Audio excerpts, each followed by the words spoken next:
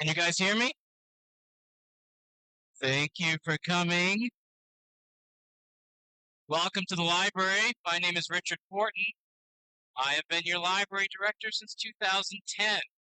Before we start talking about what we're going to do tonight, Mike Levy, who helped me organize this event, is going to talk for a second.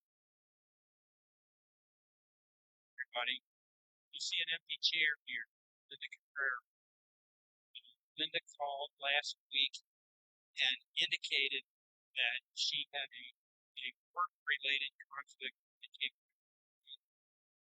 She's going to be finished with that in 6 weeks. She said she may try to get back here and join us. And she's absent, and I think there's a pretty reasonable likelihood that she's not going to be able to. So the event will occur, and she will be absent. Okay. This event was organized by a small committee made up of myself, along with Winthrop residents Paul and Joellen Cottrell, Levy, and help from town manager Anthony Wilson. Our timekeeper tonight is Adult Services Librarian Lee Wilkinson. He is in the back. He's going to wave some signs at you guys. You take too long. Yeah. So, welcome to your candidate forum for the election happening on Tuesday, November 5th. One of the hallmarks of a successful democracy is a robust civil society. Civil society, that's all of you here now, enables citizens to have a voice in their government.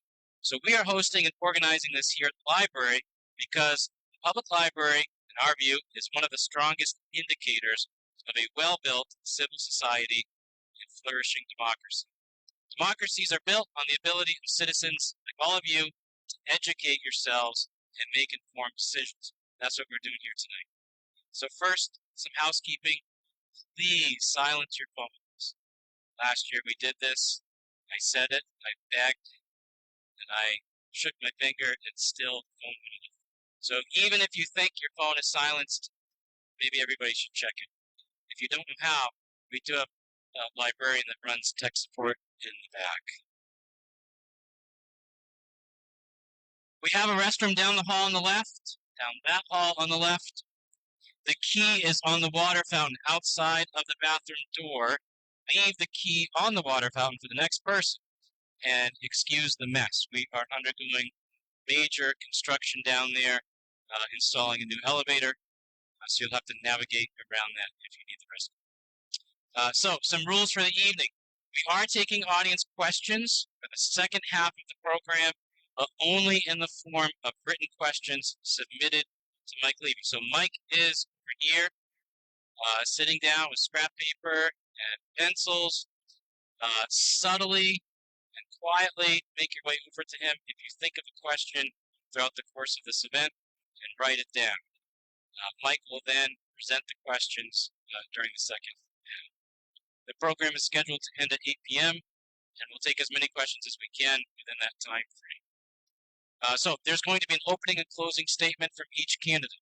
In between, a series of questions from myself, some from you, but I do want to emphasize that it is not a debate, so there won't be any extra time given to candidates for rebuttal, and they're not allowed to ask each other questions directly. We picked the order out of a hat. The questions, both mine and the audience, along with the closing statements, are just going to be rotated using that same order. So the closing statements will be made in reverse order of the opening statements, regardless of where we're at in that rotation. So, without further ado, I want to introduce your candidates. We have Andy Wess, RN. We have Bruce Burns, Zachary Steele, and Christopher Lavigne. And like Mr. Levy said, Linda Caprara is not able to make it, unfortunately. So, it is now time for opening statements. Each candidate has 1.5 minutes. We do ask throughout the evening the candidates be respectful of the time, and we'll jump in with a friendly reminder if needed. So, starting with you, Mr. Wess, opening statement, and make sure you speak right into that microphone, or folks will not hear you. So, put it right down, get as close as you can. Thank you.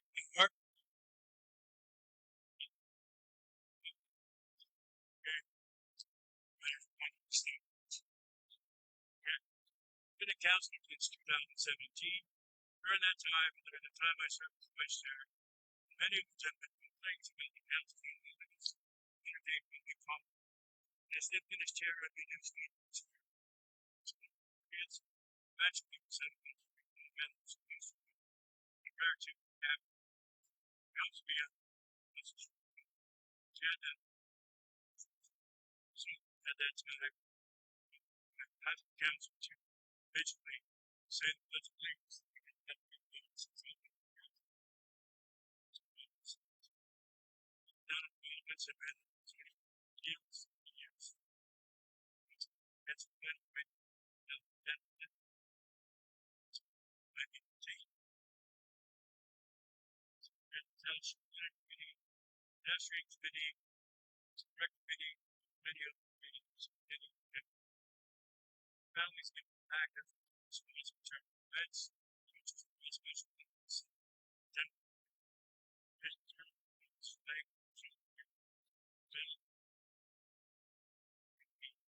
treated as different. Okay, they help get a middle school to protect both. Protect this piece.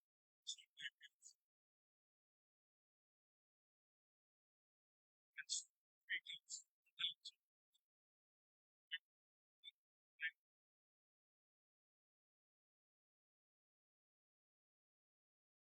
Bruce Burns, 90 seconds for opening statement. I have a tech advisor that's watching this at home to tell me how it's going, otherwise known as my wife. She says she cannot hear you guys, so you got to get closer to really, like, you can even pick it up if you want, like I'm holding it, but make sure you're speaking right into it. That may not do. We do have a number of people watching online, so Bruce Burns, you're up. Well, hi, my name is Bruce Burns. I'm running for re-election to the town council. I've been serving this will be the end of my third year. Selection site. I've always had a strong background in community service. I've up here 25 years ago, Pennsylvania, Pennsylvania. I was very active in volunteer fire and cleanup programs. I was an active firefighter for many years. South Indian Fire Rescue. A very proud member. I believe in community service as a benefit to taxpayers, but it's a benefit to the taxpayers. And I think it's civic responsibility to participate in any types of politics that involve the town. Hence, running for my second term, I do have a great group of councilors currently in place, and looking forward to working those members.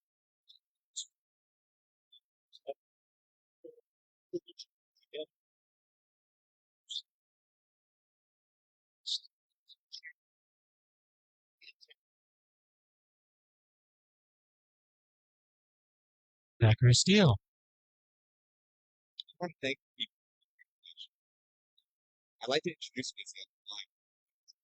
My name is Zachary Steele, and I'm 28 years old. I come from a long line of Winthrop residents. To give perspective, my grandfather graduated from high school in 1950, and 73 years later, I was able to do the same. Very proud to be from this town. In 2023, I was lucky enough to buy my first home. Live just down the road with a beautiful fiance and a dog named Finn. I'm running for council for many reasons.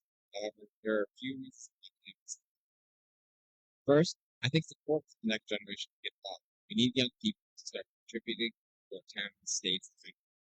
Second, I want to get back to this community with at least so much that I am assisting.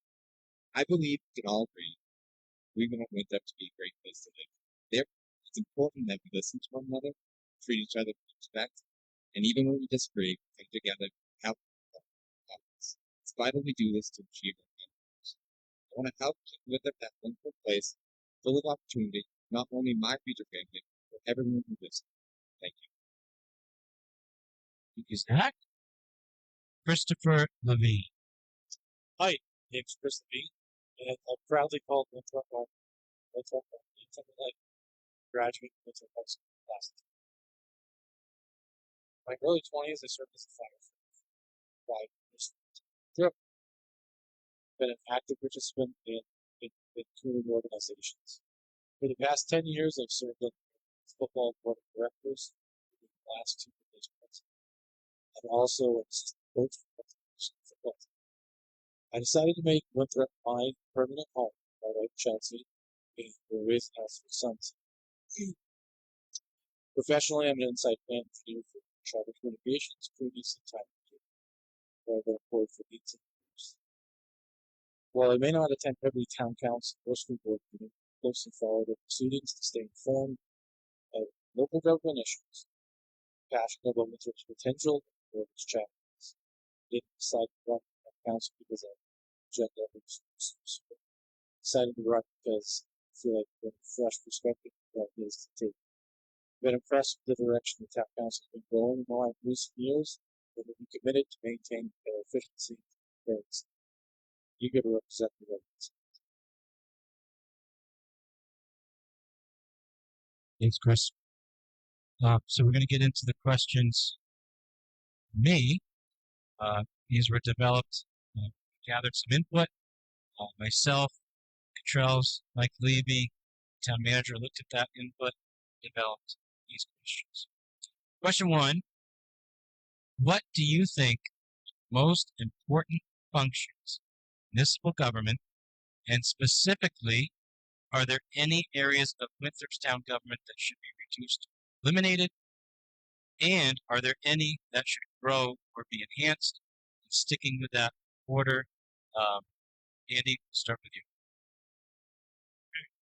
I'm doing up my Speak right into it. Thank you. town. You could be safety and police them and safety. Nothing needs to be an acquisition. Certain taxation. You can enhance this. Business friendly and residents.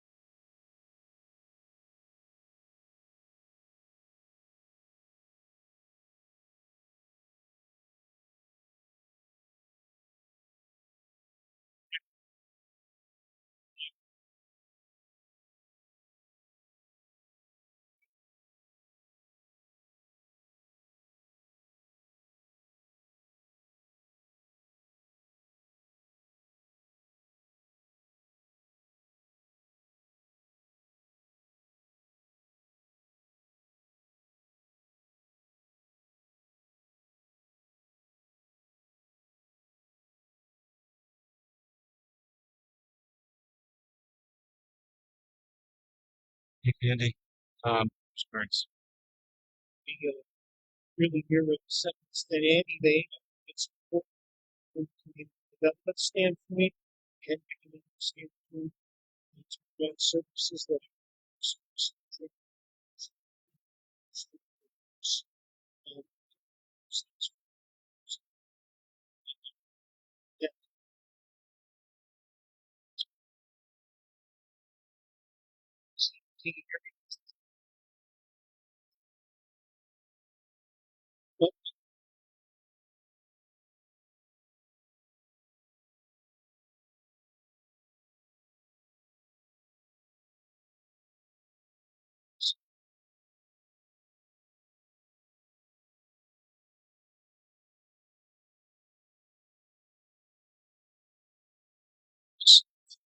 Next, yep.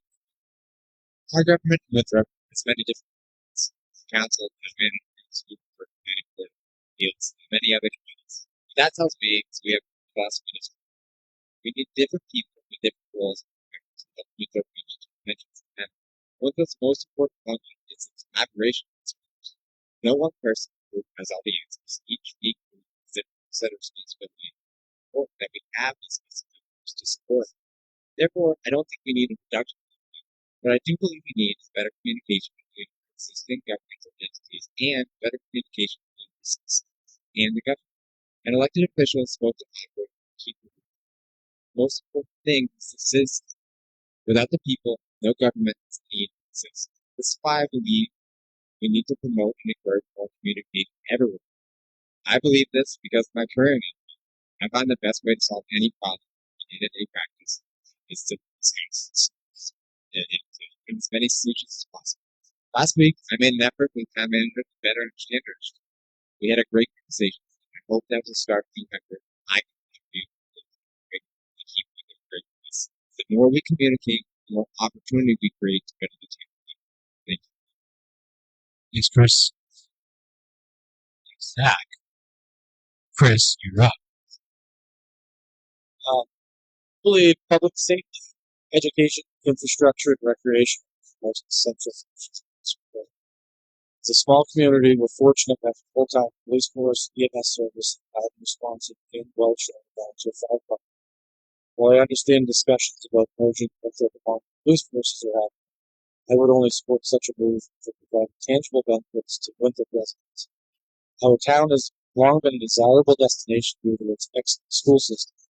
Although recent test scores raised concerns, I'm confident that our new superintendent will address the issue and restore our schools to their former top-tier status. Education plays a crucial role for attracting new residents, and I want to maintain Winthrop's reputation as a community with a world-class school system. Maintaining our infrastructure is also crucial. The town has made commendable progress in repaving some of our most deteriorated roads. I'd like to see that. Additionally, rebuilding crumbling sidewalks is essential to ensure safe and accessible for people. Winthrop should remain a destination for recreation. Hillcrest Point could benefit from revitalization to enhance its feel and functionality. While I don't have any specific proposals for reductions or eliminations, I believe it's important to conduct a comprehensive review of all departments. This review should focus on opportunities to improve efficiency, consolidate overlapping redundant services to make use. Thanks, guys. Unless there's objection, because of the fact that we're missing a candidate, which opens up some time, we go to 2 minutes responses to get more time. The next question is a two-part question, and now we're going to reverse the order. So Chris will be first. So the first part of the question is, do you see opportunities to attract businesses to the community that could be added to the tax base and provide job creation? The second part of the question is, what could be done to further utilize with the Commerce Center? How could the town be part of that? So Chris, first.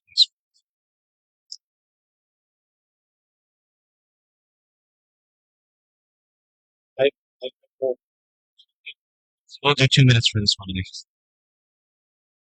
I believe there's a potential to attract businesses to it. The Commerce Center, former mill site, is a valuable asset. I'd love to see the Winthrop Commerce Center utilize more businesses such as shops to make Winthrop a more attractive destination. Dining and shopping, potentially benefiting existing businesses as well. Given our natural assets, tourism, recreational related businesses would also be a great addition. The town should actively support the development of the Commerce Center for businesses, including taxes. It would also be beneficial to conduct an analysis of our strengths and weaknesses as a business destination of this effect. Community involvement is essential to ensure that we attract businesses that meet our residents' desires. I'm interested in learning what the challenges, if any, that hinder the development of Commerce Center. If any of those challenges are at the municipal level, we should work to address them. Support that would be business-friendly investment. Thanks, Chris. So just to remind everybody, we're talking about opportunity to attract business to our community and better utilizing Winthrop. Zach, you're up. Winthrop has a history of gas down. Some of you may miss knowledge of these places. Both those places were close relatives and heard many stories. Though I'm young, I have heard it used to be a place. That being said, I truly believe we have a great town business. We have very successful businesses like the trackside. But the question is, how do we attract more business to it? And I think we need to start with two things.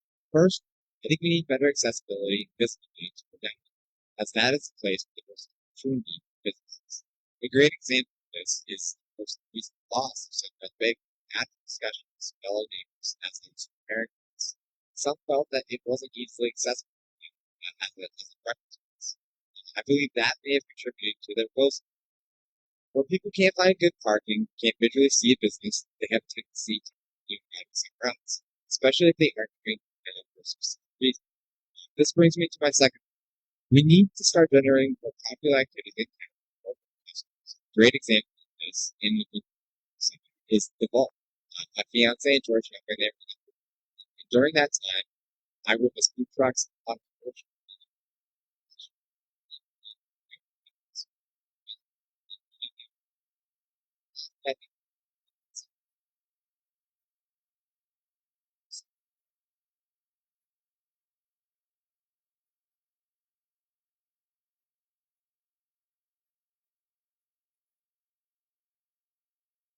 To focus as a town on generating key attractive businesses with good accessibility. This will generate more opportunity for customers throughout the town. I think we could focus that on Winthrop Commerce Center. It's in the downtown, it's in a central location, and I think it's a great spot to make a hub for us as a town. I think it's important that we focus on one area to develop that so that we can continue to grow it outward. So we can be successful in that manner. Thank you. Thanks, Zach. So, reminding everybody again, opportunity to attract business to our community. It's the first part of the question. Second part, what could be done to further utilize the Winthrop Commerce Center? And Bruce, you're up. Thank you. I think by recent observations, the downtown is fairly robust with the vault, but also with some of the activities that we've had this past summer, the art walk, all those things, the interest in the historical society, a lot of good things are happening. Can more things happen? Yes. We as a community and as a town can take advantage of more federal and state money to help in the redevelopment of these things, and we're actively pursuing grants in that regard.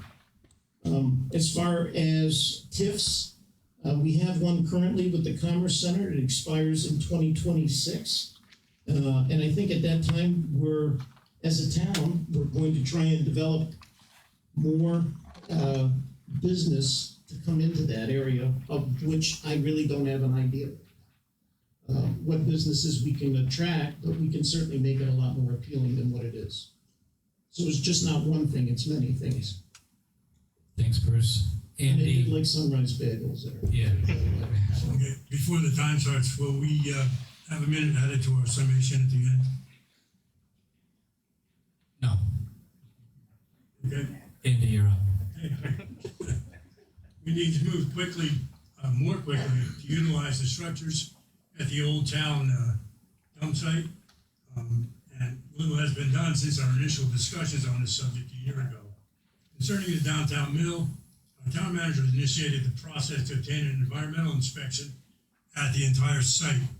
And this seems to be somewhat of a holdup. However, the main mill building is currently being used in part as a medical facility and should have had the appropriate inspections at the beginning of that use. I see no reason to develop that section cannot proceed immediately. When the current TIF expires in 2026, we must negotiate another stricter TIF, or possibly not offer one at all, in order to get a little bit of leverage and encourage the owners. The town and owners must be an aggressive team to develop this site. The poor performance of the TIF has been a concern of mine for many years. It's some part of my motivation initially to run for town council. It seemed that my questions and issues were falling on deaf ears until I got on the council.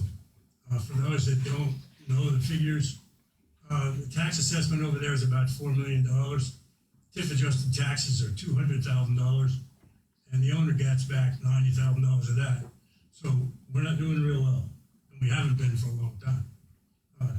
Also, I need to mention that I feel that our ordinances continue to grow and be more restrictive and difficult for our citizens and businesses to navigate.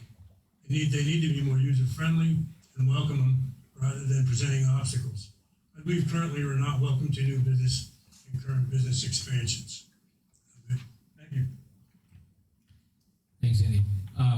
Moving on to question 3, and reminding Lee we're at 2 minutes for the questions. This came up a lot when we were organizing this event. Lack of affordable housing is a local, state, and national issue right now.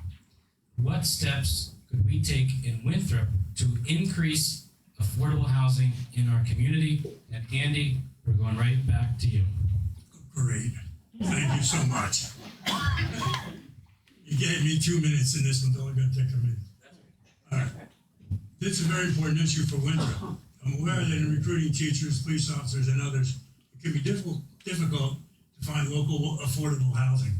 The middle site would be a good start when negotiating new TIF. This needs to be a priority. I feel strongly, no housing, no TIF. It's just that straightforward. We need zoning changes allowing more freedom to create multifamily and semi-detached dwellings. We need an extension of the public water and sewer to allow smaller, more affordable lot sizes and conserve open space. This will help us in the long term. It's been said that it costs $1 million a mile for the water and sewer, and they don't want to spend the money. Well, I think that that's a short-term solution and a long-term mistake. We can research grants to develop and improve underutilized properties, which I understand is the principal part of the town planner's responsibility. Thanks. Thanks, Andy.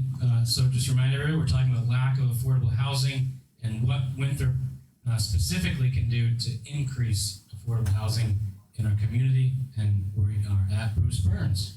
I think the town can apply for more federal and state funding to help with affordable housing.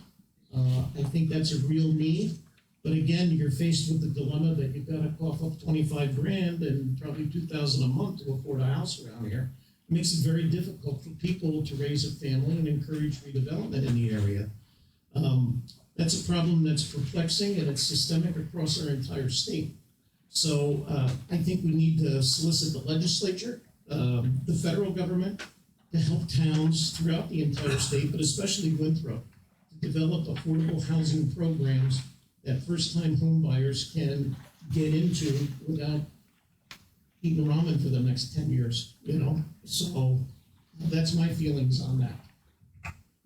Thanks, Bruce. Zach Steele. I agree. We have an affordable housing issue in this country. I experienced it firsthand. Before I purchased my current home in Winthrop, I struggled to find any homes in my price range.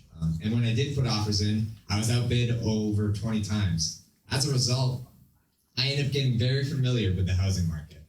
It's worth noting, though, that Winthrop did have some of the more reasonable prices when I was conducting my search. Considering affordable housing in Winthrop, we are a smaller community with limited resources to assist in affordable housing efforts. However, Winthrop is actively working on pursuing state programs and creating more opportunity for development. After some research, I found we are starting to promote affordable housing programs and efforts such as we're starting to create an affordable housing development overlay district. This is aimed at encouraging the development of affordable housing in specific areas because it streamlines the developer process. Second, we developed an accessory dwelling unit zoning rule known as an ADU. This allows for affordable housing to be created on properties with already existing dwellings, similar to in-law apartments. Third, we have an existing tax increment financing program that we've talked about tonight. This can be used to promote affordable housing property development in town, and it incentivizes developers to come in and do so. And fourth, we could explore community development block grants, known as CDBGs. These can be applied to promote housing rehabilitation. Winthrop has used these in the past for other projects. I think we actually had one used recently for this library, but we can use them for the housing development. But lastly, I think the most important part is making sure we're applying these programs in the best ways. This will allow for more opportunity for more affordable housing to be developed in towns we can add to our tax base. And we should ultimately be focusing on making Winthrop an attractive place where you want to move to town so that we have the younger families coming in so we can support our school systems. I think it's so important. Thank you. Thank you. So lack of affordable housing, local, state, and national issue right now. The question is, what steps can we take in Winthrop to increase affordable housing in our community? And Chris Lavigne, you're up. Thank you. Potentially some of the options we can explore is zoning reform, such as reducing minimum lot sizes or setbacks, and identifying barriers to affordable housing are potential avenues to explore. Additionally, supporting these efforts through tax breaks, grants, or low-interest loans to developers could incentivize development. Community engagement is essential to any affordable housing initiatives. Residents and stakeholders should be actively involved in the decision-making process. Additionally, educating our residents about the importance of affordable housing and supporting state and local initiatives can help address the crisis. By implementing these strategies, we can take a proactive approach to addressing the affordable housing crisis. While these strategies can address the lack of affordable housing, it's essential to remember that our public services have limitations and may require expansion to accommodate significant growth. It's crucial to monitor the number of approved solar farms. We've already lost significant acreage to them in Winthrop, land that could potentially be used for affordable housing. While exploring these ideas to address the affordable housing crisis, we must preserve Winthrop's small town charm and family-friendly atmosphere. Thanks, guys. So this next question is the last question from me before we get to the audience part of the program. So all of you will have 2 minutes to answer this. And the question is, given, and again, this actually came up quite a bit too, given the budget constraints of the town, how do we maintain Winthrop's quality town and school services that we are known for while keeping an eye on property taxes? And right back to you, Chris.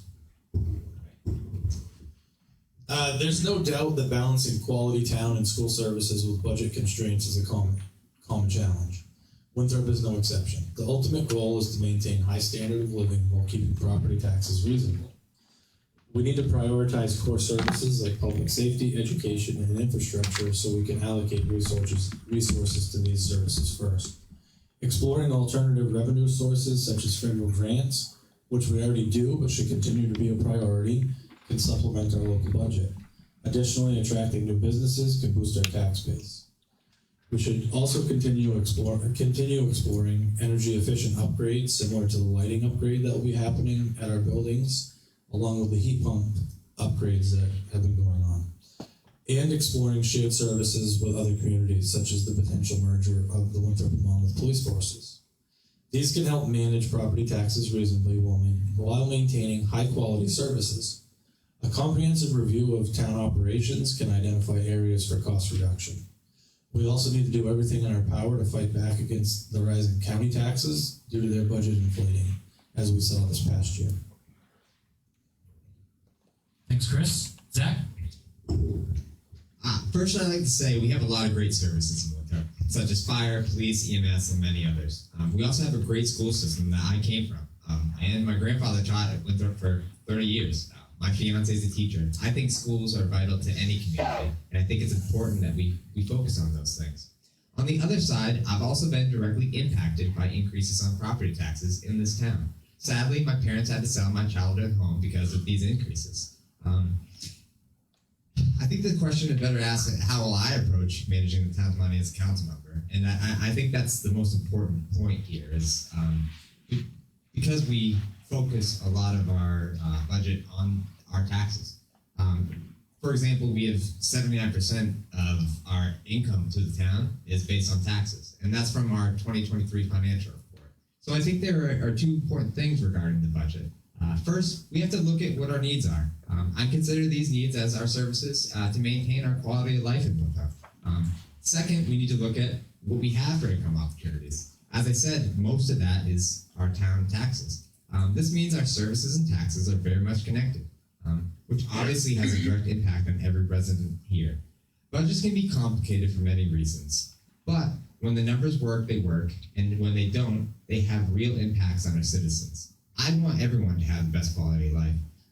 I want to make sure our citizens feel supported with our services we provide as a town, but we also need to consider what services are needs and what services are wants. We can draw that line in the sand and be vigilant to avoid unexpected financial burdens to taxpayers.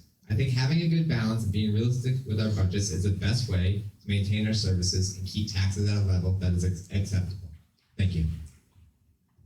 Thanks, Zach. So just to remind the audience of the question, we were talking about budget constraints in town, how we maintain Winthrop's quality town and school services that we're known for, while keeping an eye on property taxes. And Bruce, you're up. Thank you. I think it's important that we all know that we had a very minimal tax increase, or not tax increase, but budget increase this year to the town. I think it was 1.8%. We probably would have maintained budget neutral if it hadn't been for the county whacking everybody in Kennebec County for almost a 75% increase, which is really unheard of. That toll raised our taxes by, or raised our budget by 1.3%.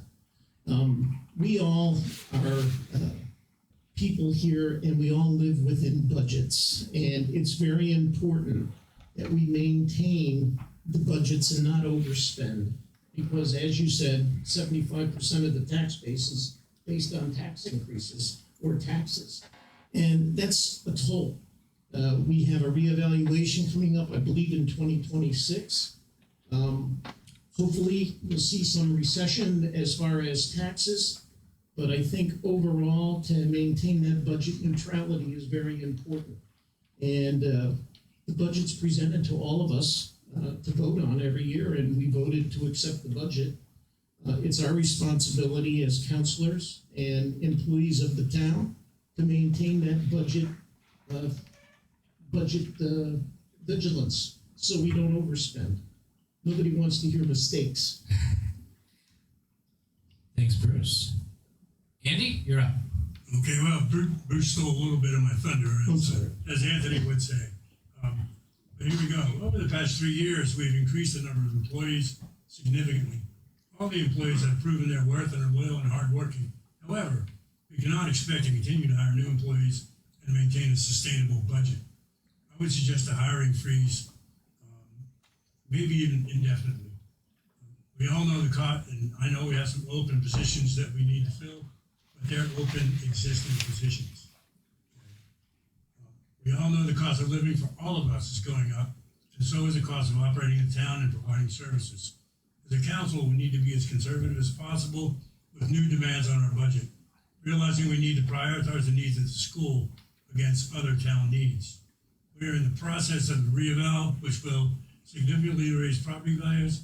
We must be prepared to lower the mill rate rather than put additional burdens on our citizens. This year, although we were able to reduce our budget by a small amount, the reduction was more than offset by what I would call an outrageous county assessment to the town, which we have little control over. We must send a message that they too must show respect for our citizens. Thanks, guys. So we're going to move into the audience questions part of the program. I really encourage everybody to write something down.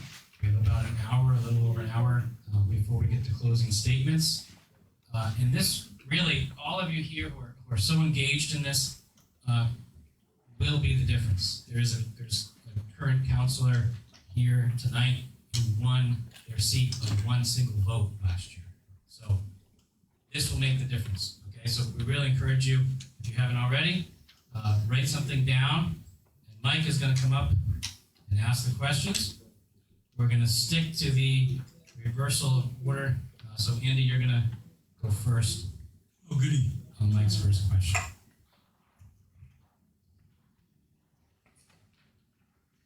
Lots of good questions from your audience.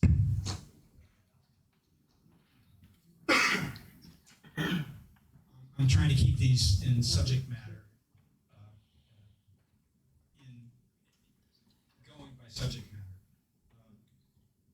The first questions that we'll present are about housing and affordable housing, and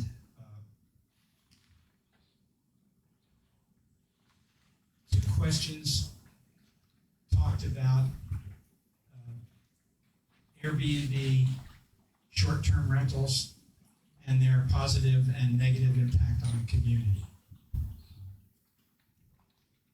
They can create increased traffic in neighborhoods. They can perhaps make people a little less private in their own neighborhoods. They, on the other hand, can help be an attraction for tourism. So let's hear your thoughts, please, on short-term rentals and what should be the town's policy with respect to those.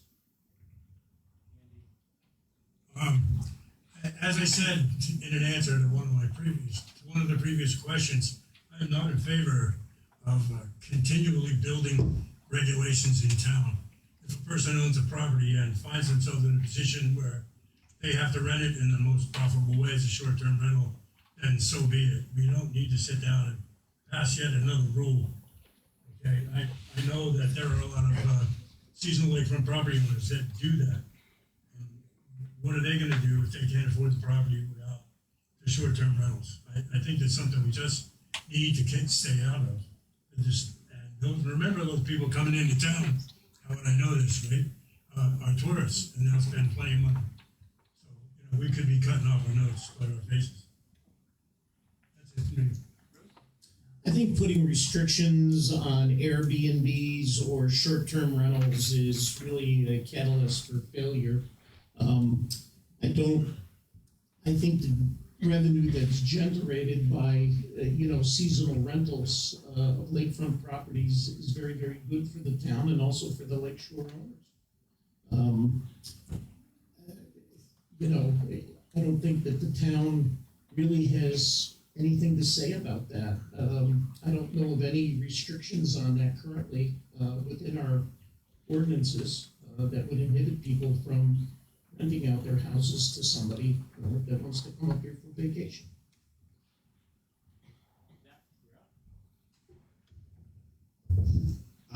So yeah, Airbnbs are complicated, and I believe we have roughly 60 in town, and 40 of those are, I believe, waterfront properties, which is kind of to be expected. 17% of Winthrop's landmass is water, so we have a lot of waterfront, and that generates a lot of taxes for us. With that being said, I think we've seen a lot of exodus out of Winthrop, people selling their homes who have historically lived on the water. And we have new people moving in. Now, the problem with an Airbnb is that now that's generating extra income for that person who owns the property. And if they're out-of-staters, it does promote tourism. But what it does, too, is it supplements their own income for potential tax increases for waterfront properties. The house I mentioned earlier was a waterfront property, and that's why we had to sell. The taxes on waterfront are, just more. Because the value is more. So I don't know if we need to necessarily put restrictions on there. I know Maine has a 9%, I believe a 9% tax on Airbnbs already, and we don't want to squeeze them, but it's definitely worth exploring to see if we can potentially generate some more income to the town by putting a tax on it, and not a major tax, but a small one. I think it would help our tax base, right? 80% of our income is from the taxes. So I don't really know what the best solution is, but I think it's worth exploring all options because we want our town to be have the best financial position that we can be. So, thank you. So short-term rentals, I really don't feel like that's any place for the town to regulate in any sort of way. I kind of agree with Bruce and Andy on that. It attracts more tourism to our town and adds to our economy a little bit. I guess there could be ways that we could explore taxes, like Zach said, but I don't really feel like that's the business of the town to get into. If someone owns a property and they want to rent it out short term, then that's up for them to do. Couple of questions about communications. There's a lot of people here tonight that illustrates a lot of interest in what the town does and what the town council does. What should Winthrop do to make sure that it is communicating, that the council is communicating what's going on, what are the issues, and the important things? What methods of communication should we be using to reach the residents of this town as broadly as possible?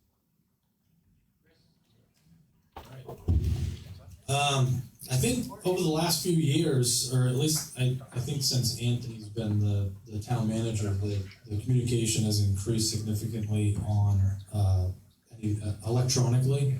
The Facebook page seems to be pretty active. I don't know.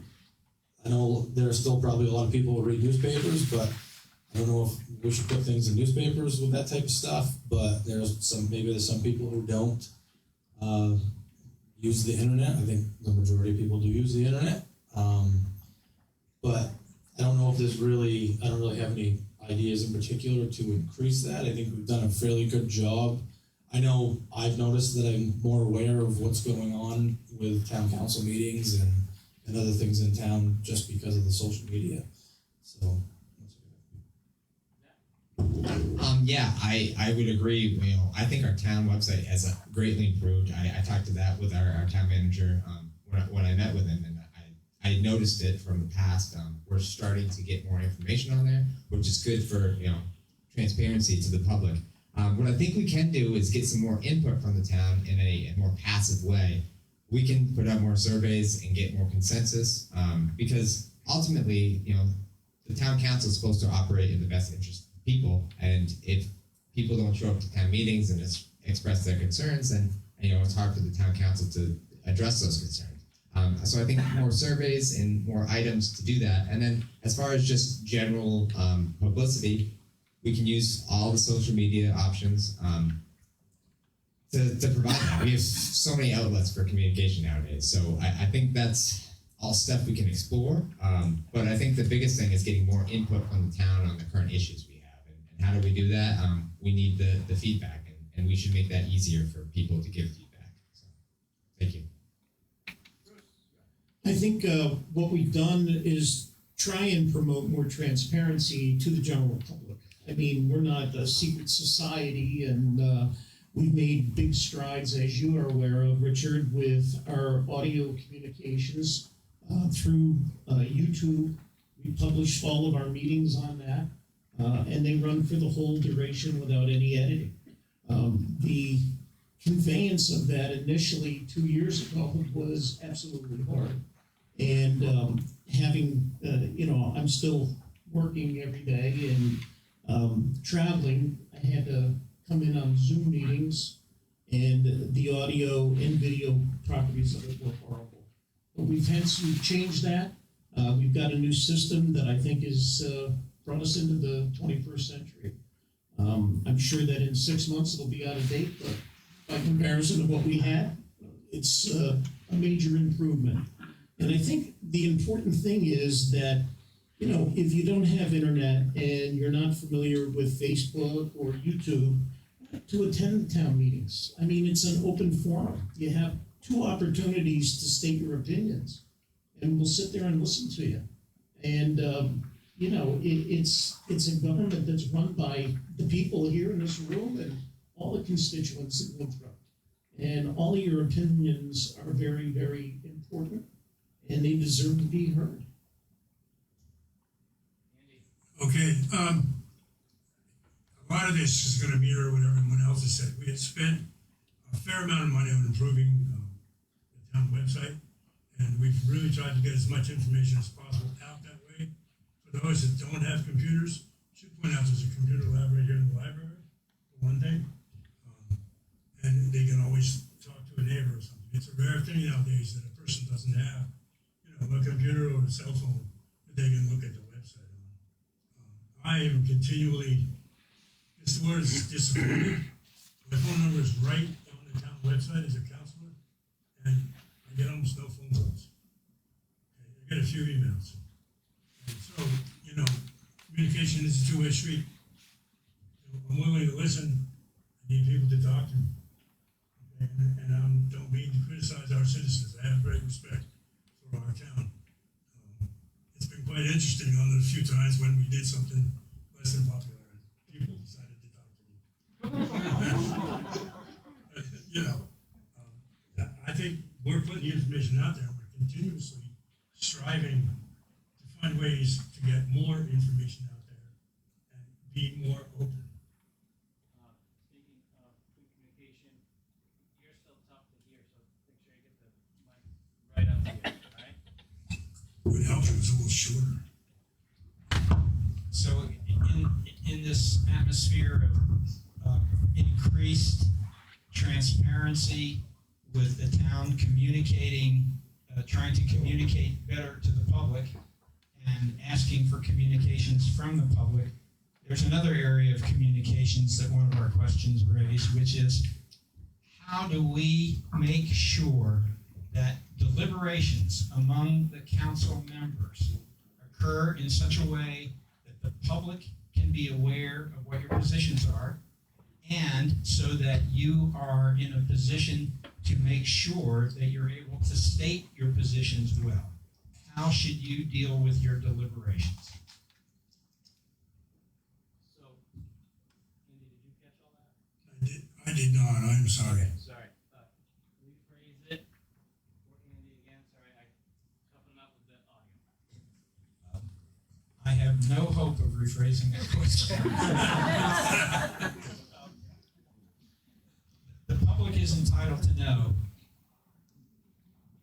what your positions are.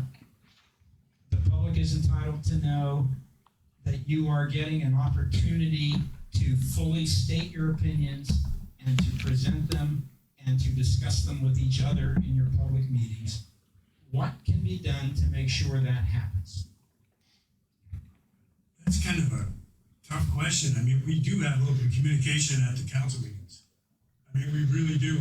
We talk to each other. We have a great chair. Shannon McDonald is just keeps things well orchestrated, and we pretty much all know what each other think. And on the occasions when we don't, we're told. So I don't know. As far as communication between council members, I don't see that there's a big issue. I think the larger issue is communication between the public and the council.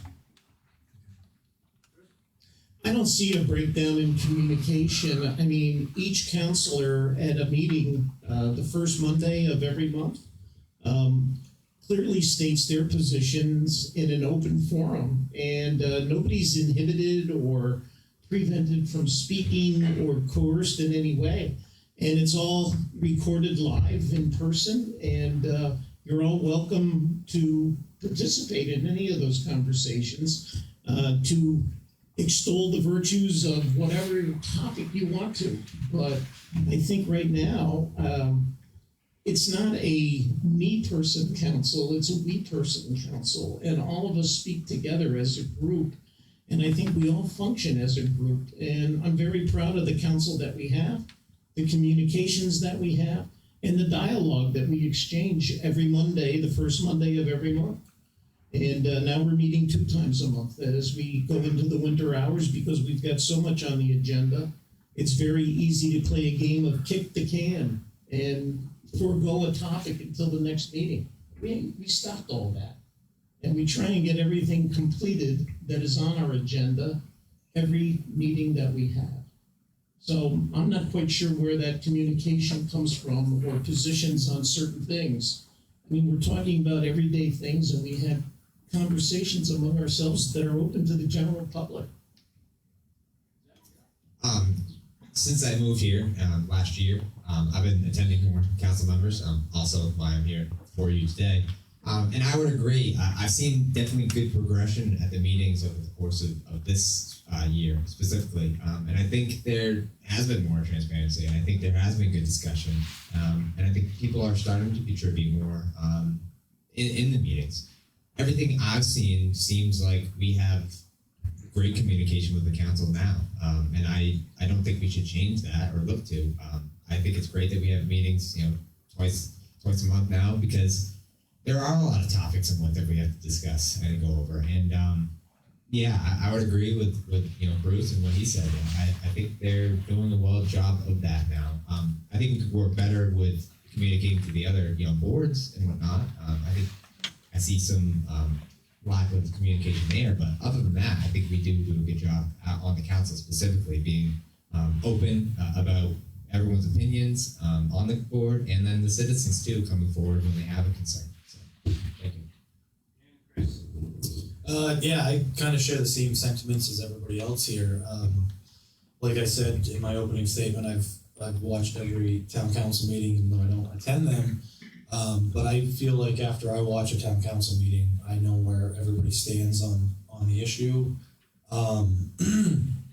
Sorry, and I don't see that as any type of issue, but I do see it important. I see it as an important issue, or I see it as important to continue that transparency and continue to run our town council that way and not let it, go into where it feels like a secret society, as Bruce said. So that's. How are we going to improve parking in downtown Winthrop to make sure we can get assistance for all the new businesses and all the new tourists that we want to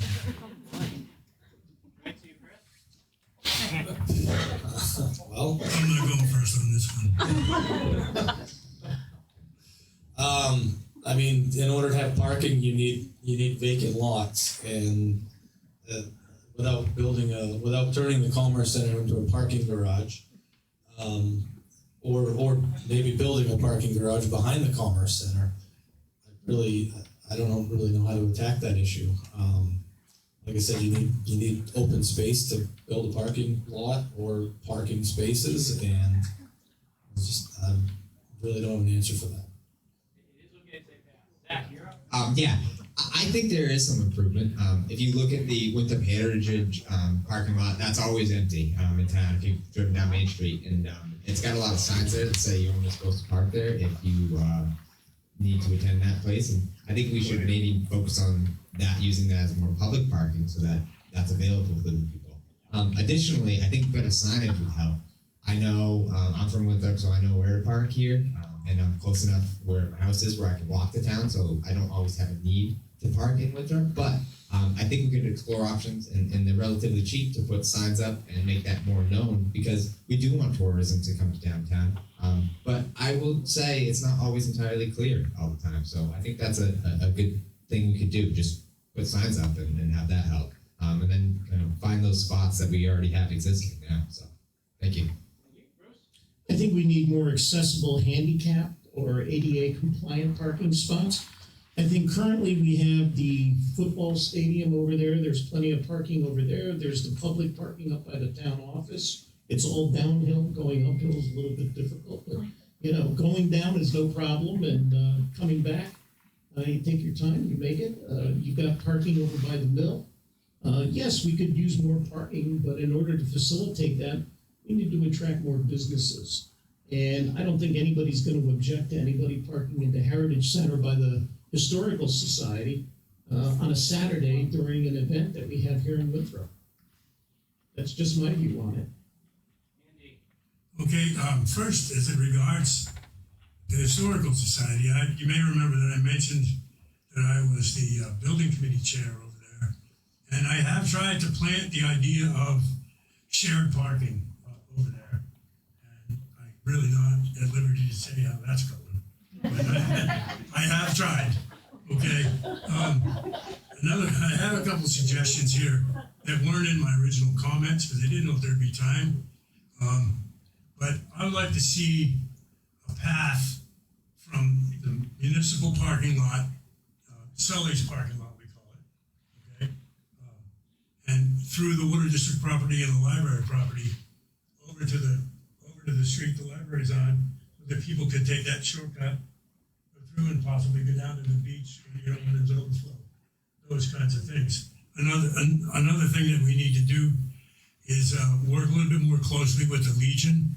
The town hasn't always been careful enough to recognize, I know that didn't come out right, but just how much the Legion actually gives back to this community. And I think there have been some times when we were less than kind in our dealings with the Legion, and they would be more inclined to cooperate. Okay. And just to back up a minute, to compliment the entire council, during my time as chair, Bruce reminded me about the 2 meetings a month, and that was originally an idea I had, and I truly expected some pushback, because it's double the time, okay? But I felt like we were rushing and not getting things done. I got no pushback. Everybody just said, yes, we're gonna do it. So that's just, I just want to say that, so you know your council is, you know, on your side. Am I all done? Yeah, okay. So we have the Winthrop Commerce Center. The part of it that's most developed is developed as medical facilities. And recently, we lost the lab. We lost the orthopedic practice. We lost something else that I can't remember. Urgent care. Say imaging and express care. So these things were here and now they're not here. What are you going to do to help us get this medical care back?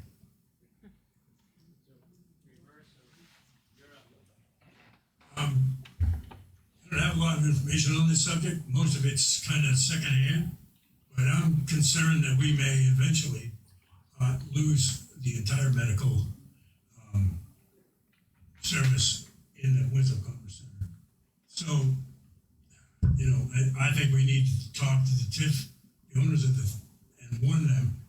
That was the one obligation they had under the TIF.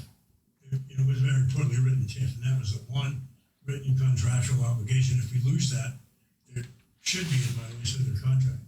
So they're going to have to find a way to replace the value of that lease.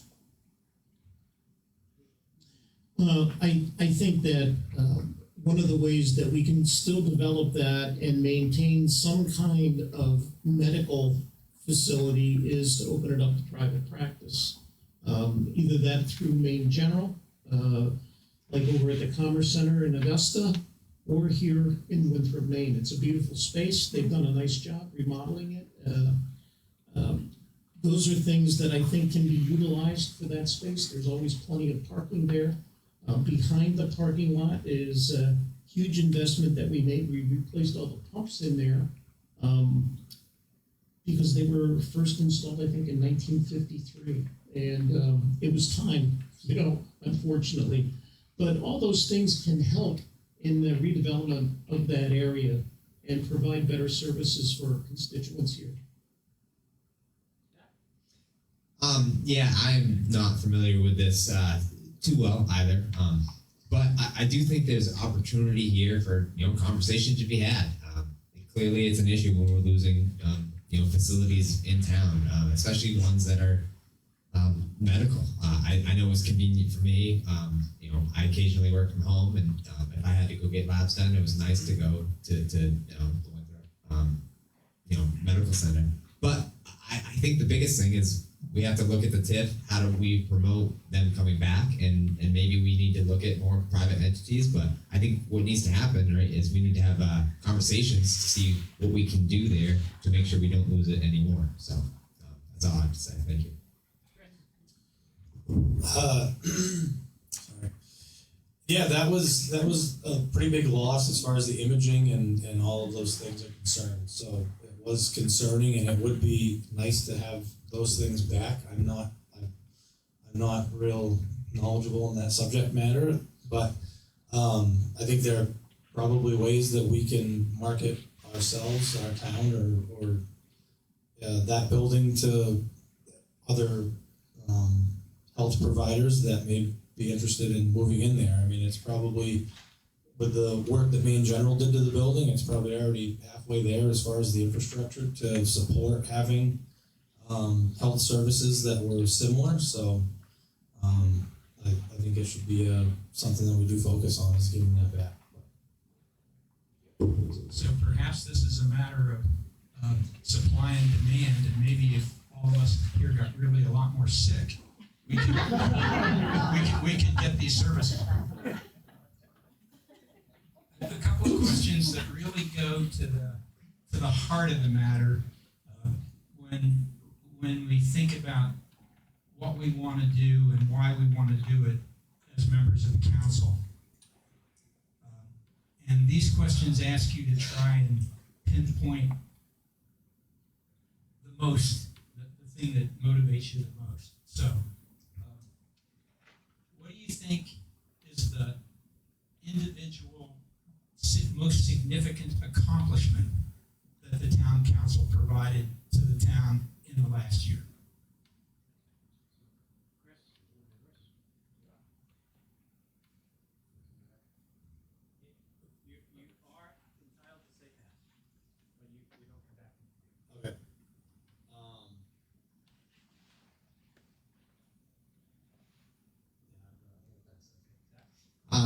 I think a little over a year ago, I'm going a little outside the bounds here, but I think we had some new additions to the council, and it appears to have been effective. I think we're having more communication. We have some new, fresher thoughts. I think it's important that we have people on the council who have new ideas, and we get new people in. That's one of the reasons I'm running. So I think the biggest accomplishment of the town council is, starting the more communication, transparency to the townspeople, right?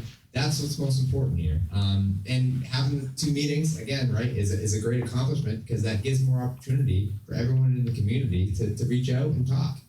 We all, as council members, right, if I do get elected, need to hear the feedback from the town to make sure we're making the right decisions for the town. And the more opportunities we provide the people of Winthrop, the better off we can have the town be. So, thank you.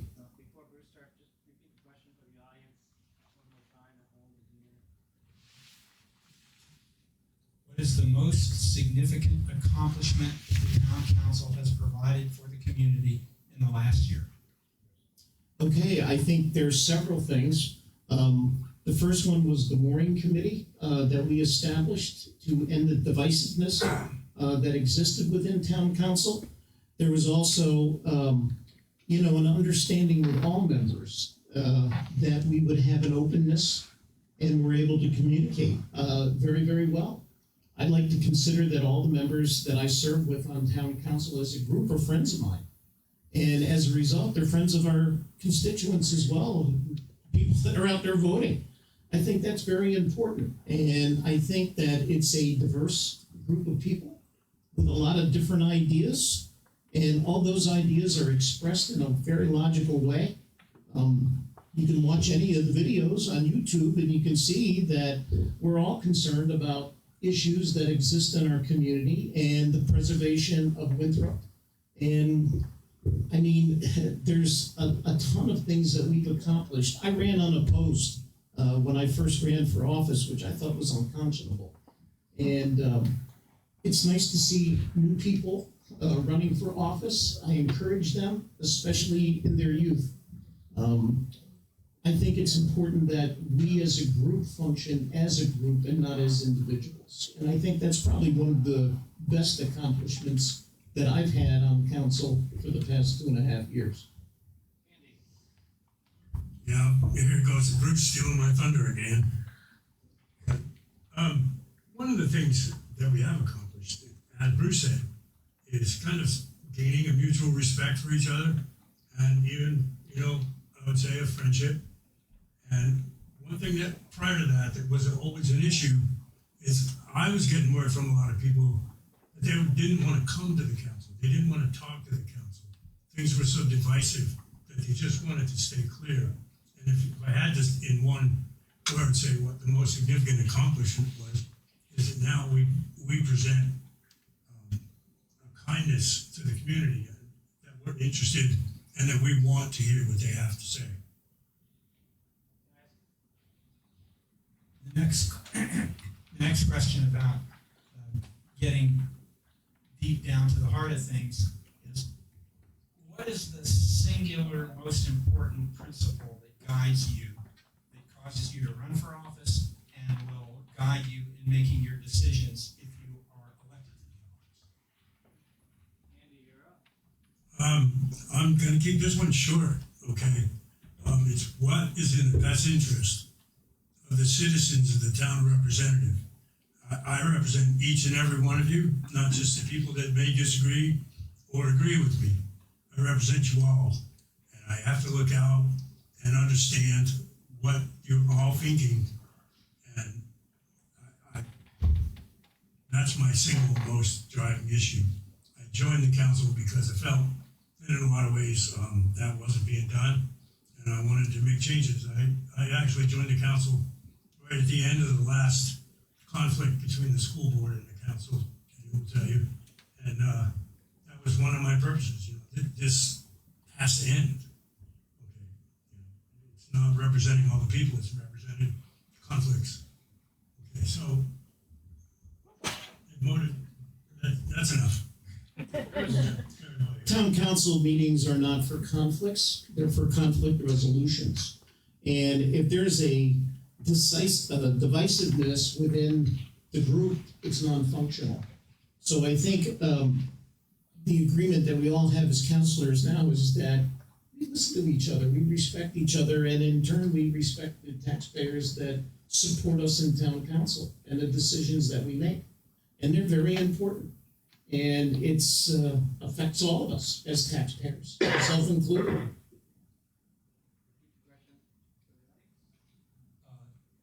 The number one principle that guides you, that caused you to run for office, and the principle being, and the same principle that guides you as you make decisions if you're elected to the town council. Yes, this is pretty easy for me. I want to give back to this community. I've grown up here. This community raised me. I love everyone who's here. And when I was in my time of need, this community stepped up for me in ways that I never thought would ever happen. It's important that I give back to the community by listening to the community. I think I can provide that, and I want to live here in Winthrop for a long time. I just bought my house here. I'd love to have a family here. I want to perpetuate Winthrop into, keeping the greatness that it is. I love this town, and I want to contribute to it, and I want that to be, I want to be basically the focal point for citizens to reach out to me. I'll be an open, person, and discuss these things that you want in town so that we can make Winthrop a great place. Yeah, the thing that comes to mind for me is just the making decisions in the best interest of our citizens. For me, it wouldn't be necessarily about my personal feelings on an issue. It's what I'm hearing from community members, who I talk to, and how they feel about what we're doing, and also respecting that they're the taxpayers, and that's how we should go about it. I feel like we've kind of lost the citizens' voice at higher levels of government, state and federal government, and people don't necessarily represent our opinions, and I feel like I would represent the opinions of everybody here. I'm getting low on questions, so if others have questions, write them down, take them over to the table there, and I'll go get them. But here's a question that we got. We have families that are working 2 jobs and have lots of hours. We have reducing budgets in the town, which cause us to think about reducing the hours that the town office is open, making the town office less accessible, less available to the citizens. How are we going to keep the town office available for us? So I know this was kind of a hot topic Monday night at the town council meeting. I watched that. I know there was a lot of talk about the being against the 4-day work, or being against only open being 4-day work. Sorry, I want to rephrase that. There was a lot of people kind of focusing on the 4-day work week, and I think we might have lost a little bit of focusing on the fact that other people will be working 4 days a week. It's very important that our town services be available at not necessarily business hours. So I think the proposals that were put forth on Monday night were kind of like 7:30 to 8 didn't really provide a lot of time. And I really think we need to go back to the drawing board on that. But I do think it's important that we have later hours, and whether that's shuffling and having alternating shifts with clerks and being open, or things like that. I think there's still further discussion to have on that, but it's definitely important that we are open and available. I know personally I work the same hours that the town office is open, and if I ever have to go down there, it is a struggle to get down, or I have to go in late or leave early to go down. So, yeah. Yeah, this is definitely a hot topic. If you heard Monday's meeting, I think the most important thing for this is getting the answers from the people. I think think what we should do is have, the people who are advocating for this 4-day work week, which is our town employees, propose a schedule that they think is adequate, that will ensure that we have access to the town and it is good for them to get their work done. After we get to that point, because we could throw around ideas all day long, we take that and we propose it to the town and see what the thoughts are. And if it's an outstanding majority, I think the answer is pretty simple. And if not, obviously we have to go back to the drawing board. Adjusting a schedule, and I have one at my workplace, is a complicated process. And our process took probably almost a full year to get to fruition. And it was mentioned in the town hall meeting, and then it didn't happen until the following year. So this is a thing that takes a process, and it's something we need to look at from a community standpoint of what does the people of Winthrop want. Accessibility could be improved if we open later, but you also lose certain people who might only go on Fridays, right? So there's different things we have to account for, but I think we need to work together as a team on this item and find the best solution. The world's changing, and we need to adapt to these changes, but I'm not necessarily sure we necessarily need to if the town doesn't want to, right? But I think the important thing is we get feedback from the people advocating for the 4-day work week, and we see how the people who are impacted by the 4-day work week would feel about that. And then, from there on, we can start to solve the problem. Because right now, I don't think we're doing so. I think that, initially the 4-day work week sounded really good. But in talking to several of the town employees that would be affected by that, nobody wants that. They want to work 5 days a week. They want to be able to provide the services. If we can figure out a way, and it's, it takes an average of 30 minutes to process a new car. If you go into the town office, there's 2 clerks and somebody wants to get a dog license, they gotta wait 10 minutes or 20 minutes to get the next available up. So I think we have to make it more accessible for people that want to come in after 5 on certain days of the week. And we can figure that out, I think, if we all put our heads together, and that's what we're doing right now currently, to try and come up with a policy that's beneficial to all the employees, not just one, that's my stand on it. Okay, one thing that came to light during that conversation was, the idea was for the entire town office workforce to take a 4-day work week. And I would not agree with that, ever, okay? And in the clerk's office right now, I don't think it's fair, given childcare issues, parenting issues, to insist that any current employees drop to a 4-day work week or come in late and leave late.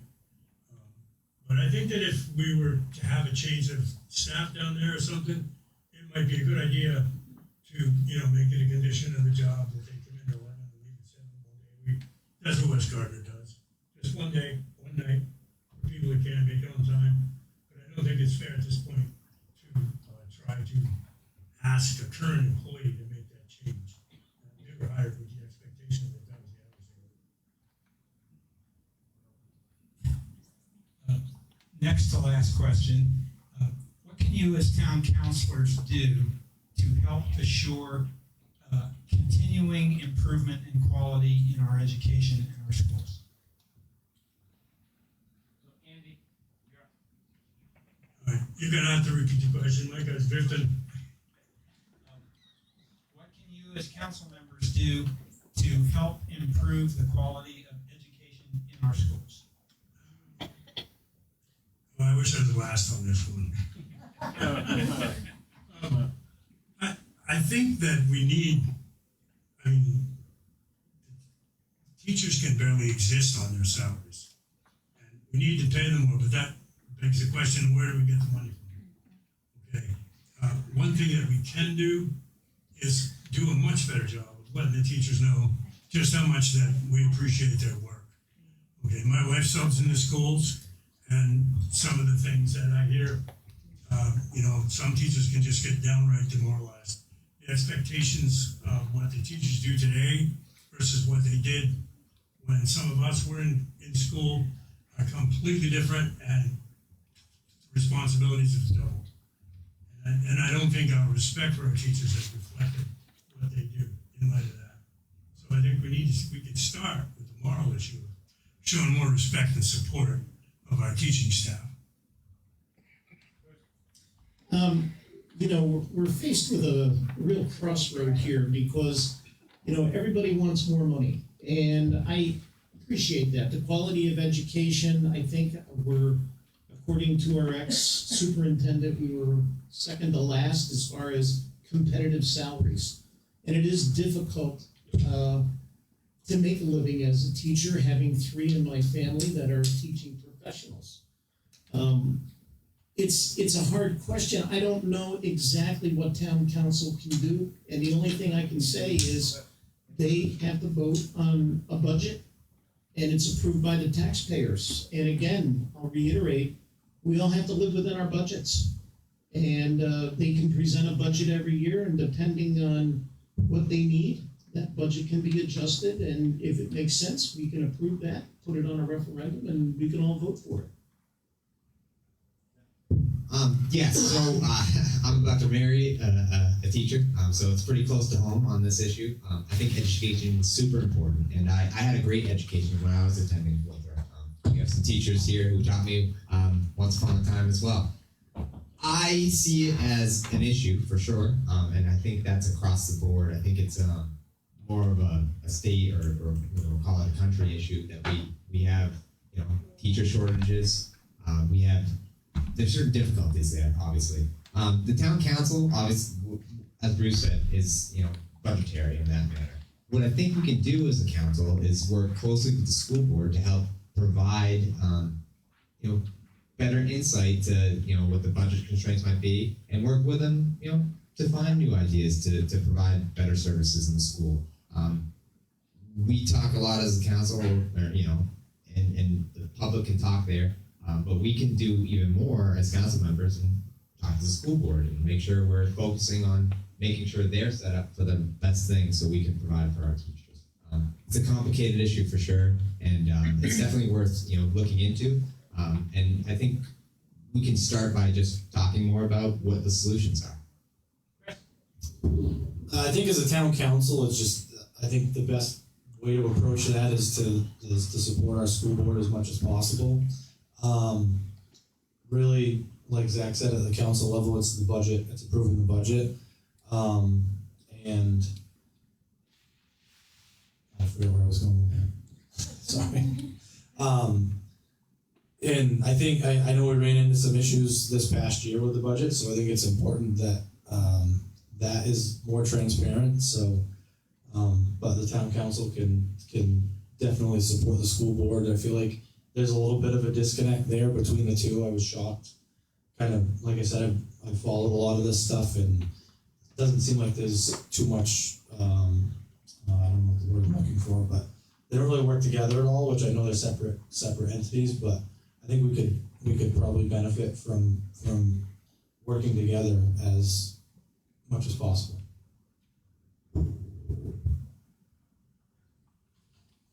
How can the town council,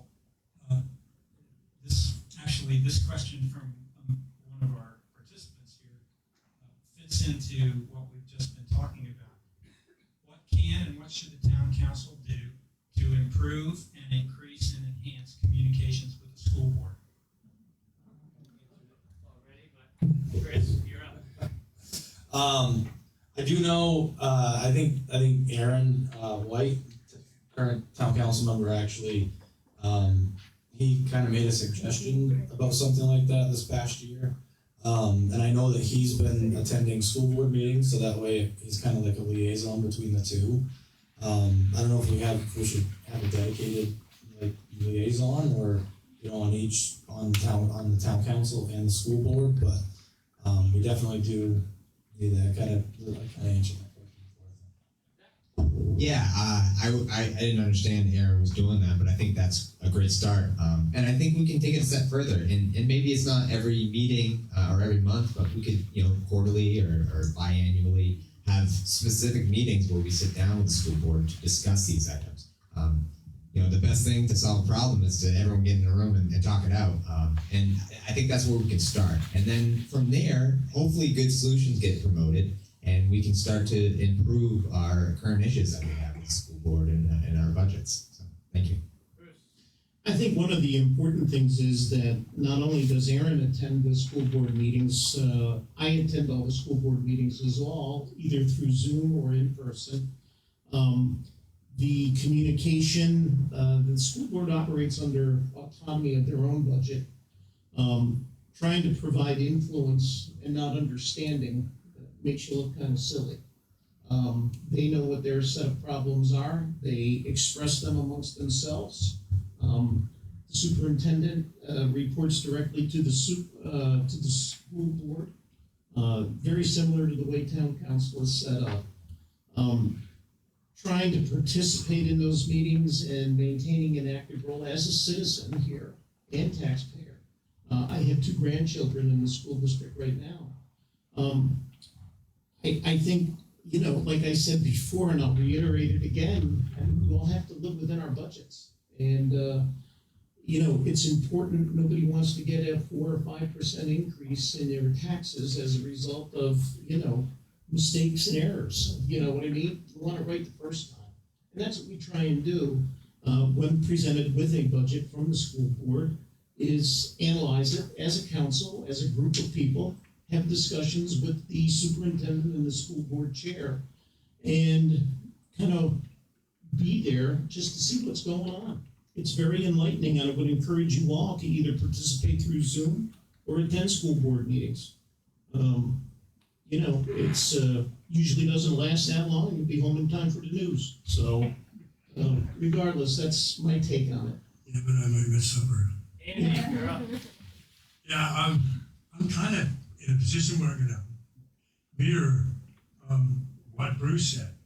Okay, I mean, we also all said that we're a council that gets along and agrees on a lot of things and can work out the things we don't agree on. The only thing I would caution is the council can come to understand what the school board's problems are, but we can't attempt to influence their decisions. Okay? When we get a budget, it's pretty much accept or reject, except for I'm always insisting on not putting off maintenance. Maintenance is no maintenance. And it costs more to fix it later. So, things like that, but we need to be careful about, because this is what has caused trouble in the past, the town council trying to exert influence over the school board's decisions. Once they're made, we can discuss them. Okay, but I do think, like Bruce and the other members said, it's a very good idea that Aaron and some of us attend school board meetings so that we're better informed when that budget hits us in the head and we know what the problems are. One of the services that the town provides is general assistance for those persons in town who are impoverished and who need a handout financially. What can we do to reduce reliance on general assistance?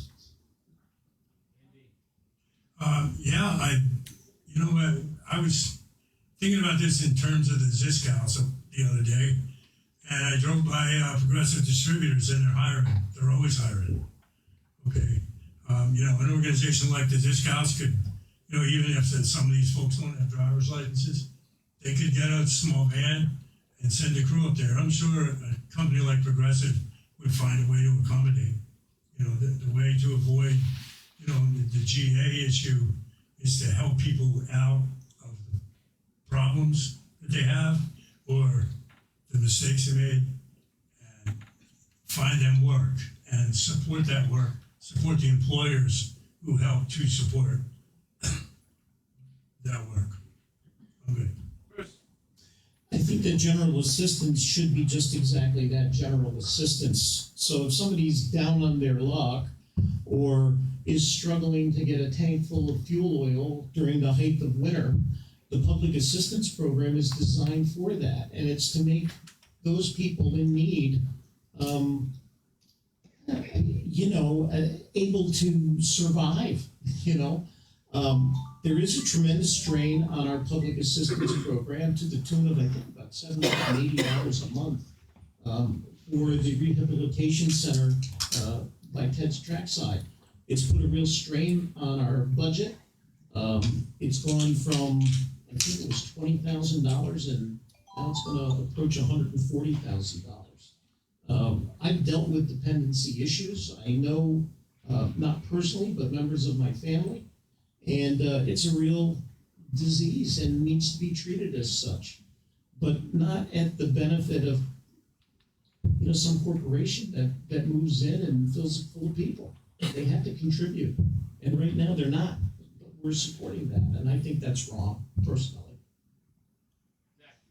Yeah, I would agree with Bruce on all those items, or at least most of them. And I'll be honest, I'm not as familiar with the general assistance program in town, and I can admit that that it's probably something I should read more about. But I think it's important, right? We're a town, we have finite resources, and we just have to be sure we're being cognizant of that. And as Bruce said, making sure we're not taking the full load, and if we are, it's in emergency situations. So. I agree with the last two for sure. General assistance is it's supposed to be a temporary thing. I know I feel like our town was taken advantage of a little bit with that general assistance. I know we had to hire someone else to just handle the general assistance applications. We could benefit if we can create more jobs in town. Some of the things we've talked about tonight, then we can definitely help out anybody that's on general assistance. But as I understand it, it's really just a temporary thing, and it's not like some of the other assistance programs that people are on long term. So I think we just do whatever we can to help create jobs, and then maybe we can help get people into those. The people in this room obviously are very interested, and many of us here are, perhaps all of us, are dying to participate and help. So what can we do? What can the council do to enhance and increase resident involvement, and in particular talk about the town committees and what else might be done in that regard? Well, I know town council meetings have, at the beginning and the end, they have a public comment period. I don't know if there's really a whole lot more beyond that. I don't know if maybe there should be more public forums that people, when we have specific issues, if there are more public forums that are focused on maybe just those issues that are at hand, so that way, you're not limited to the time that you have. I don't know what the time limit is on public comment, but there are definitely ways that we can do that, and I think maybe some forums. I know the school system is starting to do some parent forums because they want more input and feedback from parents. So maybe that's something we can kind of model. Yeah, I agree. I think forums, surveys, anything we can do to get the feedback from the town. And if I do get elected, my cell phone will be on there, and I hope I can be an approachable person for someone who is not super motivated to public speak on a town council open kind of situation like that. So I would want to be that kind of facilitator of any issue that would come through. But I think the biggest thing is that we have technology now, and let's use it to our benefit to get the feedback from the town. And not everyone has the time to come to the meetings, so let's explore options to get the feedback from as many people as we can, because we want the will of the entire population of people. We don't want just a few people who feel comfortable coming to the meetings and speaking out. We have continuous openings on all of our committees and boards. I would encourage anybody in this room or anybody out in the audience to apply. There's no restriction from an educational standpoint. Diversity is what makes our town work. and our boards are successful. We are each as counselors assigned as a liaison to certain boards. Our conservation committee has been struggling to get another participant. We changed the rules that doesn't need 7 members. I mean, this is a great opportunity for a lot of people to become active in town government and to participate in these committees.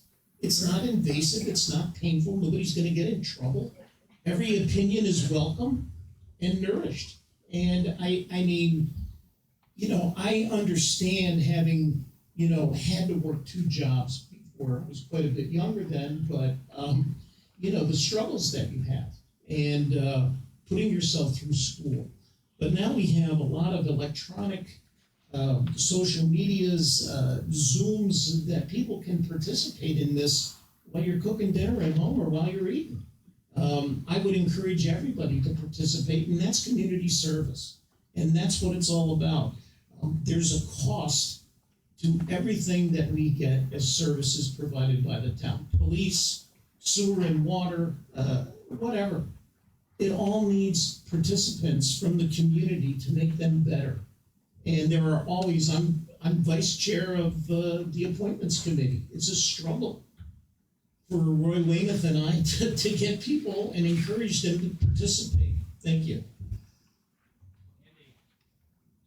Yeah, I'm kind of winging it on this one, but I think the downtown committee, the conservation committee, the ZBA, and the planning board all have at least 1 vacancy at this time.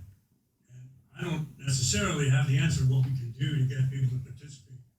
I know 1 school board member and 1 planning board member that both ran for school board because nobody else was running. Okay, we'd have had to appoint somebody. I don't know what we'd done. Okay, and then I know a planning board member did the same thing. There was an open spot, and there was only 1 applicant. Okay, we need more community involvement. When people sit back and say, "Why did this happen?" or "Why did that happen?" Well, there's an opportunity for you to know if you choose to help us out and participate. Okay, and I would like nothing better. I get shot for saying this. But to see all of you at the next town council meeting, just show up, tell us what you think. I'm up for it, okay? I'm serious, and I know I'm sounding like I'm making a joke, but I'm not. Okay, you know, the most gratifying thing that I could see Roy back there laughing. The most gratifying thing, and I hope if they all come, they'll ask you a question first. The most gratifying thing is to see people out there in the audience show up at council meetings. Tell us what they think. We're going to do 1 more audience question. I know we didn't get to all of them, but I want to have time for the closing statements. So this will be the last one, starting with you, Andy. Go ahead, Mike. To go back to the last question for a minute, Andy, there's also a vacancy on the cemetery committee, of which I am a member. You're right. You're right. So take a look at your town, think about your town for a moment, and then give us your vision for what we should see 10 years from now. Is that a question? That's the question. I thought we were going to information. Not yet. Okay, one more question. What do you envision Winthrop to be in 10 years? Okay, I see Main Street fully utilized as far as stores and businesses are concerned. I see the Historical Society up and running, they are, but continuously improving. I see the citizens donating to society. Okay, I see the library continue to grow. I have to confess, when the library expansion was initiated, and it wasn't necessarily a fan, but I sure am now. I mean, they do so. No, you got to be honest, right? At least you know if I get elected, I'm going to be honest. You know, and Judy Stebbins and I were close friends, and we were on 2 sides of that. And now, when I look at what's been accomplished here, I'm glad it happened, and I do support it. And I drifted, I lost the sense of the question. 10 years from now. 10 years. So I see a town that's happy, that people are going up and down the street greeting each other, that they're sharing their thoughts and supporting all the local businesses rather than trotting out to the big box stores if we can avoid it. I'm good. Chris, you're up. I think one of the short-term goals, I'm going to go 5 years first, is to repair the sidewalk so we have the downtown more accessible. And you're not going to fall down and break your leg or your ankle. We've applied for several grants to help us with that revitalization. I am encouraged that they've accepted our grants and we're awaiting award, but that's, and once we get that done, I think it'll be a more hospitable location for people to want to come down and walk around and see things. The Main Street, I mean, a revitalization of that through a revitalization program that we're working currently in council. It envisions something really nice that everybody here will be very, very proud of. Those are just a few of the things, but we want to make this a better place to live, and we want to encourage more young people, like my two patriots here, and encourage them to get more involved, and all of us should get more involved. We're non-discriminatory. You don't need to have any kind of fancy credentials to get in on any of our boards. We're just people like you, and your opinions matter, and it's important to get a good sense of what's going on by participating in those boards and committees.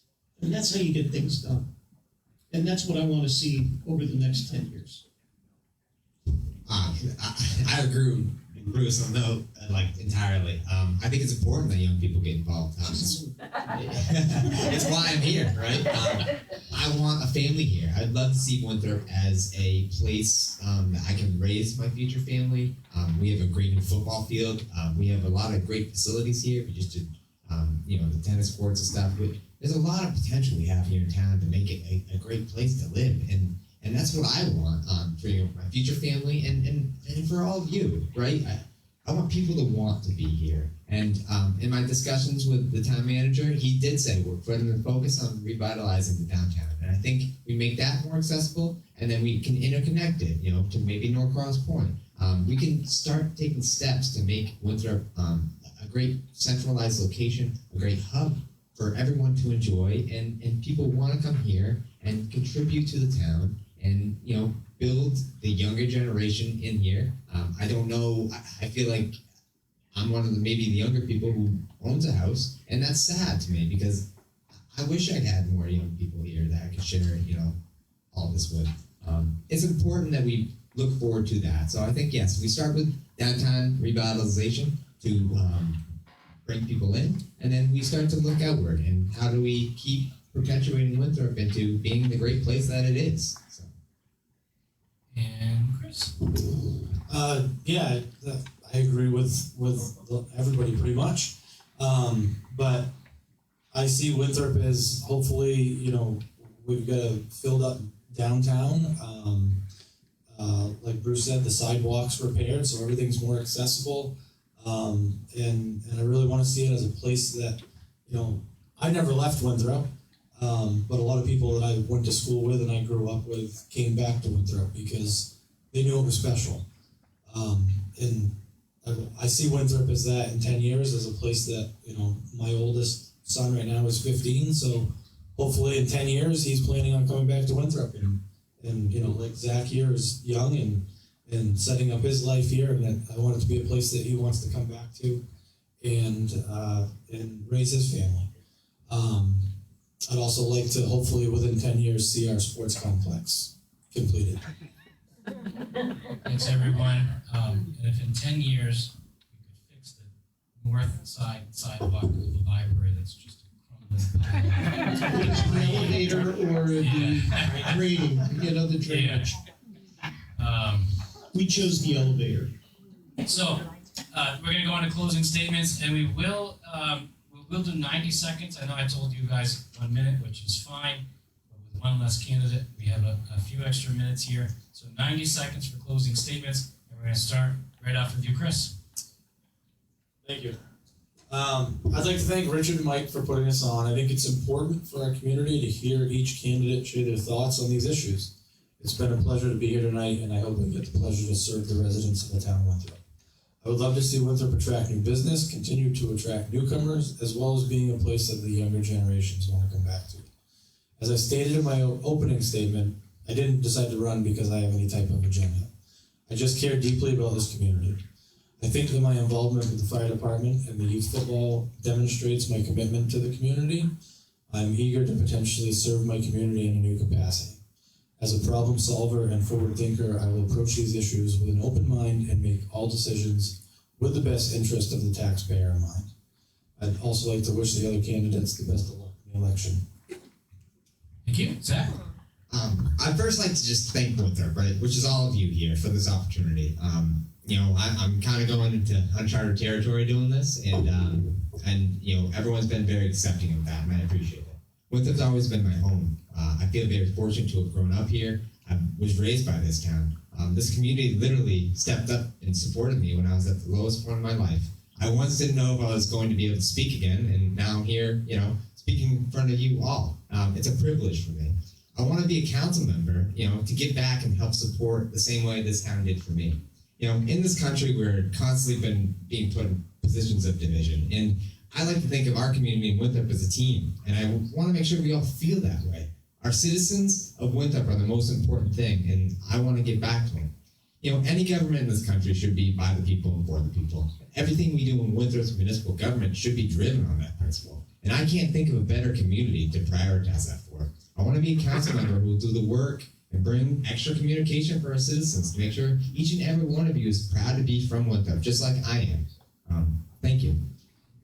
Thanks, Zach. Bruce? First of all, I'd like to thank Richard and Mike and all of you in the audience and online for participating in this candidate review. I would like to serve another term on Winthrop Town Council. I think it's been beneficial for our town, and I've seen a lot of growth within our organization, and would encourage more people to participate and become more involved in what's going on in our community. Taxes are always very important, especially myself being a senior citizen. I've had 50 years of work experience. I work still, probably more than a 40-hour week, for a very successful company for the past 25 years that is a large employer in our area.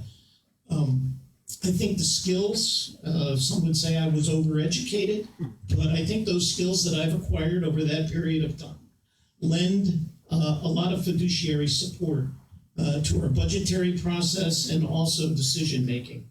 And for that, I thank you all. I enjoy living in this community, and I want to make it a better place. And I encourage you all, like I said, to participate more actively in our town governments. Thank you. Thanks, Bruce. Andy? Okay, there remains much to do for downtown redevelopment, including moving along the use of the mill, refurbishment of our recreational facilities, and consideration of additional recreational facilities. Since I have an extra 30 seconds, I'll mention that in the mill complex, there's still a couple of ponds left, and I've been kind of pushing to get that environmental inspection. And we own some property down there. We might be able to finally, the rec committee, which I was a representative of for a long time, wanted to establish a skating rink. We might be able to finally get a skating rink down there. There's power, everything we need. Times are difficult, and I understand that people are struggling.